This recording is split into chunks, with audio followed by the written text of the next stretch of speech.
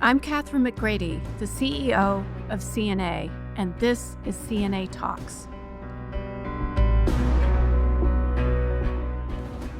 Episode 104.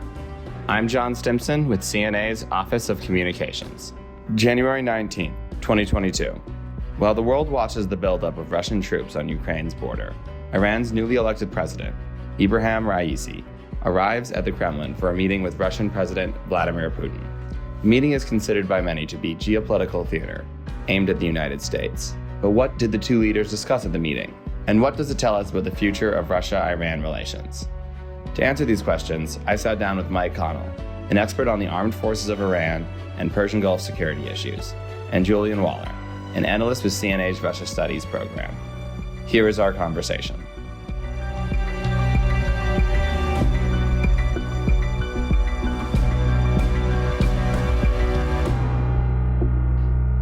Julian, Mike, thanks so much for joining today, and welcome to CNA Talks. Well, our pleasure. Thank you. And Mike, we've spoken before, but Julian, I've never had you on before, so happy to have you for the first time. Yeah, very happy to be here. Thanks for the invite. Yeah. So I invited you guys here today to talk about a recent meeting between the leadership of Iran and Russia. This comes at a moment where there's a lot of tension between both countries and the West, whether it's in the case of the nuclear deal for Iran and the growing tensions on the Ukrainian border for Russia. Let's just start with the basics here. And what are the interests of the two nations? Where do they intersect? Where do they diverge? Yeah, no, I'll talk about it from the Iranian perspective. I think there's certainly more overlap than divergence, but there is some divergence, and it's important to note where that is. In terms of overlap, I'd say the primary factor that's really driving relations between the two countries right now, and certainly from Iran's perspective, is the U.S. So countering what both nations perceive as U.S. overstep unilateralism. So there's a lot of emphasis on multilateralism and reducing U.S. influence in the Middle East. They do share a lot of common interests in combating Sunni extremism, groups like ISIS and Al-Qaeda. They have overlapping interests in Afghanistan. In Syria, obviously, the two countries fought on the same side in the conflict in Syria, but there are some long-term issues with the relationship in Syria that could prove sticky about where Iran and Russia sit relatively in the long term in Syria. There's also some economic areas of overlap, but it's not as strong as, say, Iran has with China. There were discussions at the meeting between Raisi and Putin about several different economic issues, which we can get into. I've also read that Russia's ties with Israel are somewhat of a sticking point for Iran. Primarily, I'd say the differences are over regional strategy. Israel's a sticking point, so are the Gulf states. Russia is really trying to sit above the fray in the region, moderate tensions in the region, and maintain friendly relations with as many countries as possible. Iran, on the other hand, is seeking to overturn the regional order. It's not afraid to court regional tensions with states such as Israel and the Gulf states. And I don't think that's something that it shares in common with Moscow. Julian, do you have anything to add from the Russian perspective on this? I mean, Mike definitely hit the major points. And the Russian perspective is, I think at the end of the day, about a general anti-Western alignment, let's say. Both countries also have specific experience with Western sanctions. So that came up in the speeches and the talks as well. These are both natural resource powers, and they're both middlemen territories on the broader, let's say, Chinese Belt and Road projects, things like that. So there's a lot of overlap in terms of potential cooperation beyond the Middle East as well, just in terms of bilateral relations. Although obviously the Middle East makes it more complicated because they do have divergent interests on certain things. They also have divergent interests on nuclear issues, at least sometimes and in some ways, even if Russia has sort of taken on a role as being more friendly relative to other interlocutors in the international system. Mm-hmm. And we're going to talk about the nuclear deal a little bit later on. But let's move on to the meeting itself. What did Russia and Iran hope this meeting would accomplish? In many ways, this meeting is sort of picking up where things left off. Pre-COVID, pre-Iran deal breakdown, after the presidential succession in Iran. The last time an Iranian president met Vladimir Putin, that was in 2017. So this was in many ways, the meeting was about restarting things. And it was about reminding both sides and reminding Russian political elites, at least, of all the potential avenues for cooperation and getting the ball rolling on a variety of things. So in terms of what Russia and Iran hoped this meeting would accomplish, it was reminding on cooperation, getting things going in terms of bilateral trade, pointing out potential new vectors of cooperation in regional organizations, such as the Eurasian Economic Union, as well as the Shanghai Cooperation Organization, and also reiterating the degree to which Russia and Iran are at least relatively aligned in terms of the Vienna 4+1 negotiations, among other things. Mike, do you have anything to add to that? No, I think Julian hit all the major points. I'd emphasize it for Iran. The economic piece of it was really critical. Iran's been eager to attract outside investment, get relief from sanctions, bolster exports. It's noteworthy that Iran's economic and oil ministers accompanied Raisi to Moscow for the discussions. And evidently they made some progress, not much. They talked about a $5 billion credit line for infrastructure development, although it's unclear if Russia made a firm commitment to that or not. There was some talk about tech sharing in the energy sector, joint exploration in oil fields. And also you have the issue that trade between the two is increasing. It's still fairly modest. Russia isn't in the top 5 of Iran's trading partners. Last year, I believe, it increased by more than 30%. And the year before, it also increased despite COVID. So that's an area where I think they're really looking to solidify some cooperation. We had a similar conversation last year, Mike, about Iran's cooperation with China and how there was commitments to infrastructure and investment in the country then. It does feel like more and more we're seeing ways that Iran is able to subvert Western sanctions. Obviously, that's their goal in these meetings, but is part of the intent by continuing to hold these kind of summits to show the U.S. and their Western allies that at the end of the day, your sanctions can only hurt us so much. There are other games in town. Yes, absolutely. And I'd add that even more than the U.S., I think for Iran, it's about signaling to the Europeans that Iran has options.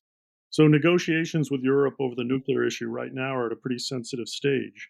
So Iran's keen to show basically that the EU doesn't have the leverage that it thinks it has over Iran, and that Iran certainly does have other options. And Russia's part of that, and so is China. So if there's one thing I know about Russian foreign policy, it all comes down to warm water ports. Obviously, Iran has access to quite a few of those. Following this cooperation, is there any chance that Iran may allow Russia to establish a base within its territory? If I could tackle that question, I'd say no.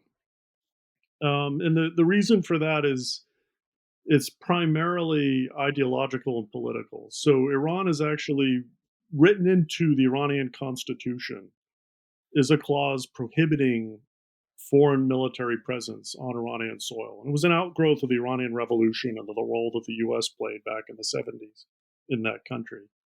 So far, they've taken that clause very seriously. There is no foreign military presence permanently on Iranian soil. And there was a little bit of cooperation, you'll recall, with Russia in the Syria conflict, where the Iranians allowed the Russian Air Force to stage from an Iranian base in Hamadan in Iran. But even that, just the temporary presence of Russian personnel on Iranian soil created quite a controversy in the Iranian parliament, with both hardliners and moderates arguing that that the government should have consulted the parliament about that issue. And it was somewhat of an embarrassment for the Iranian government. So for a permanent base, I think things would have to change pretty significantly in Iran for something like that to happen. And I do want to follow up on that a bit, Mike, because one thing I have learned from talking to you about this is that the Iranian government is very divided between these hardliners and moderates. And I do wonder, is there a degree of unity about cooperation with Russia, even to this extent? Or is there some disagreement within Iran about what role, if any, Russia should play in their government and in their foreign strategy? I think in the political classes, there really isn't much of a disagreement. The Rouhani, who was seen as somewhat of a moderate, had a policy of courting Russia as well, and he had met with Putin before as well. I think Raisi is more of a hardliner. He has emphasized that he really sees the relationship with Russia and China as strategic, in nature. He's trying to establish deeper ties than currently exist. That's his goal. But both sides of the Iranian political spectrum have emphasized that Iran needs to look to the east was a big push, and that's still the case, and also look to China, look to Russia, look to non-aligned countries such as India, and not rely on Europe or the United States. So I think there's broad agreement on that. Where you might see some tension is on the Iranian street. There have been some polls conducted suggesting that some Iranians don't view Russia favorably as much as, say, European countries such as Germany or the UK. So, there's a little bit of tension there, but among Iran's political classes, there really isn't a division on this issue. A similar dynamic is at play on the Russian side in terms of political elites.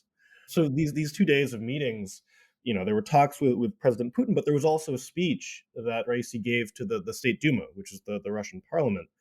And, you don't want to look to the State Duma in terms of deciding foreign policy issues. That's not the way to think about it. However, it collects a lot of lower tier elites, people who might not have decision-making power, but they are political elites in the broader system. The Duma is actually more controlled than the Iranian parliament, which is much more dynamic and contested relatively.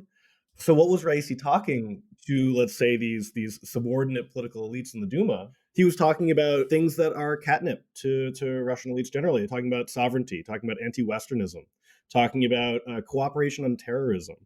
He had a line about using the Iranian experience of pure Islamic thought against terrorist extremism. These are all things that Russian elites like to hear. And he also spent a good portion of the speech reiterating the Iranian line that they're not seeking nuclear weapons, which is a point of contention. He said everything that Russian political elites, both in the lower level and the higher levels, want to hear, which again points to this sense that in general, there are very obvious points of alignment across the board.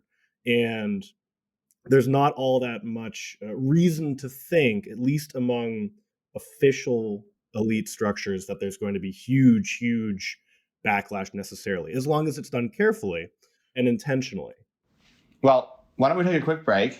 And when we come back, we'll talk about how this fits into the larger geopolitical conversation. Hi, I'm Sawyer Judge, a research analyst and game designer with CNA's gaming program. War games and workshops are great tools for tackling our sponsors' most complex problems. We create the scenarios and the structures that enable our participants to understand how decisions made today result in possible tomorrows. We can't predict the future, but we can help you be ready for it. If you're interested in learning more about our work and how we would tailor our craft to meet your most pressing research questions, please visit our website at cna.org/wargaming. And we're back. So it's impossible to have a conversation about Russia these days and not mention the situation on the Ukrainian border. Has Iran taken a public position on what's happening there? So I'd say Iran's been fairly quiet on the issue. There hasn't been a lot of reporting in the Iranian press on the issue, other than to say what's happening. But Iran's position has been, I wouldn't even say neutral. They just haven't taken much of a public stance on it. No doubt Iran will benefit from increased Russian, US, NATO tensions, higher oil prices, for instance. US, EU distraction with what's going on in Ukraine will benefit Iran. And finally, I would say Russia, as we get into the crisis, will be looking for more support as it finds itself maybe more isolated, particularly in Europe. And that's something that Iran would certainly be happy to take advantage of as a junior partner in this relationship. So if anything, it almost plays to this discussion's benefit that this standoff is happening and increasing tensions with the West. For Iran, certainly, I would say that. Well, turning to Russia now, Russia is a signator of the Iran nuclear agreement. One would imagine that they have an interest in bringing Iran and the United States back into compliance with that agreement. This was sort of brought up already as a sticking point between the two countries. How does Russia reconcile that? Because clearly, extending a line of credit to Iran and helping them with infrastructure development gets them out from under sanctions and may limit interest in coming back into compliance with the agreement. So how does Russia reconcile that? What are their goals in terms of the Iran nuclear agreement? So the thing is that Russia has competing interests, or I guess if we want to talk about divergent interests, Russia does not want a nuclear armed power to itself, very obviously. So it has a very substantive interest in avoiding that outcome. At the same time, it has no problems with, let's say, a more economically vibrant Iran, especially in terms of trade ties in the broader Eurasian space, right? Like, so we mentioned the Belt and Road Initiative before, but one aspect that they talked about recently was this north-south transport corridor as well, which would greatly strengthen trade ties from India through Iran into Russia, things like that. So, like, there is no problem on the Russian side with talking about strengthening the Iranian economy, let's say. And because they're both on the receiving end of sanctions, the Russians are a lot less interested in towing the line in terms of economic pain to prevent Iran from cooperating. So this is a tension, and it's a problem in some ways, but in other ways, Russia's kind of made its bed with this, and right now it's just trying to get compliance back on the table. So, Mike, how does this function on the Iranian side, given that, in some ways Iran is engaged in a separate set of negotiations in Vienna with the Russian government? Well, I would say that regarding the JCPOA, Iran is keen, again, to signal to the European powers that it's negotiating with that it has other options. And it's actively courting Russia on the issue. And I think Russia's happy playing that role as a mediator between Europe and Iran on the issue. And I think Iran's happy to work with Russia on the issue because, I think the two powers see more or less eye to eye on the JCPOA. And, Russia's more likely to view U.S. actions regarding the JCPOA, the U.S. withdrawal, as a unilateral abrogation of its duties under the JCPOA. So they share a common view on that issue. And, except that, if Iran, as Julian mentioned, if Iran were to actually develop nuclear weapons, Russia would be very much opposed to. But in terms of where we are right now, I think Russia's involvement in the discussions can only benefit Iran. In a sense, this kind of speaks to what you were bringing up before, Mike, that Russia likes to play this mediator role. And, in the same sense that it may like to play a mediator role between, say, like Israel and Syria or Syria and Iran, it seems to be benefiting from the idea that its closer ties to Iran could almost increase its power in the negotiation between Iran and the other signatories of the Iran Nuclear Deal or the JCPOA. Yeah, I think, I think Russia's regional policy is very much based on being a power broker. It maintains positive relations with pretty much all of the countries in the region. And its ability to navigate the complex tensions and dynamics in the region is kind of what allows Russia to flex its muscles in the Middle East right now. Do you think these talks will have any impact on Russia's relations with Saudi Arabia, given the tension between Iran and Saudi Arabia? Russia has to be very careful about how it balances its relationship with Iran and the Gulf states. It obviously can't be seen to be so close to Iran that it's actually detrimental to Saudi Arabia and the UAE, states Russia's trying to cultivate as well.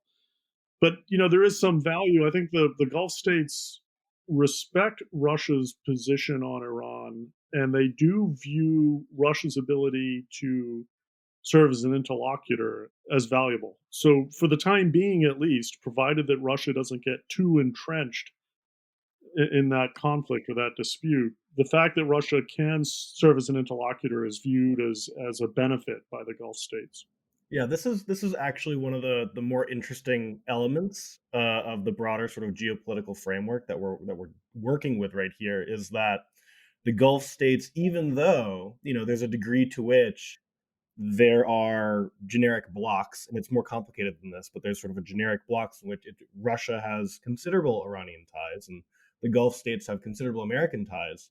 The Gulf states also allow or accept, at least as legitimate, Russia's sort of maneuvering in attempts to play, I don't know if I want to use the word good faith interlocutor, but kind of in a certain way. And so it provides Russia with a lot more flexibility than you might just think if you're just looking at, say, the correlation of forces. Right. No, that does make sense. It's not entirely separate from how the U.S. has been seen in the past between, like, say, Israel and Palestine as a ostensibly neutral party who can actually help facilitate diplomacy between two parties that don't want to be seen negotiating with each other.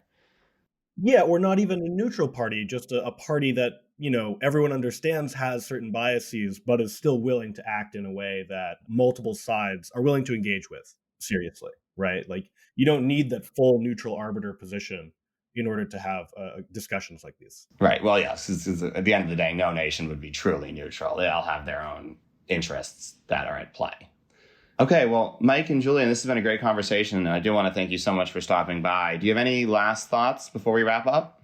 I'd say that basically looking back at the meeting between Putin and Raisi, it didn't result in much of substance, but it's nevertheless emblematic of warming ties between the two states. So Raisi stated that he intends to elevate ties with Russia and China to a more strategic level and to institutionalize those relationships. So I expect we'll see more trade deals, talk of tech sharing agreements, policy coordination on regional issues, and perhaps even military sales and exercises. We're just coming off of the trilateral military exercise between Iran, Russia, and China. We're going to see more of that in the coming years. Yeah, I think Mike's exactly right. I mean, you could come away from looking at this meeting and looking at the reporting on this meeting and be like, well, nothing really happened. The $5 billion credit line that seems to be reopened is actually old. All these sorts of things like, oh, actually, nothing that much changed. But really, this is talking in a way that really reconfirms that there's a lot to talk about, and that there is, in fact, a lot of opportunities and possibilities for bilateral relations to increase, to move to a higher level, for economic ties to increase and to become more lucrative, and for cooperation on regional issues, either through regional IGOs that are not connected to the West, or other sort of more ad hoc frameworks, exercises, for example. So at the end of the day, this is a positive step for Iranian-Russian relations, and we should accept and expect in the next several years that there's going to be a lot of fruit that can very potentially come out of this. So we're looking ahead, and we're going to have to check back in with you guys as this continues to develop. I want to thank our listeners so much for joining us today, and we'll see you next time on CNA Talks.